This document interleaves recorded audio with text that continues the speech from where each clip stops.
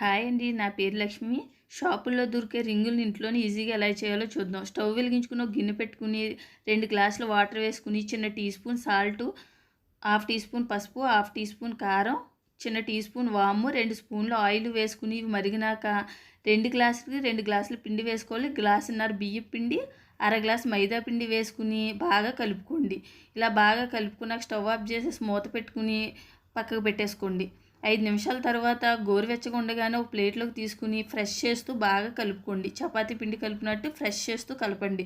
తర్వాత చిన్న బాల్ని తీసుకుని ఇలా పొడవుగా చేసుకుని రింగుల్లా చుట్టుకోవచ్చు, లేకపోతే మురుకులు జంతికలు చేసుకునేది ఉంటుంది కదా, అందులో వేసుకుని ఇలా పొడవుగా వచ్చినాక కూడా రింగులు చుట్టుకోవచ్చు, ఈజీగా ఉంటుంది.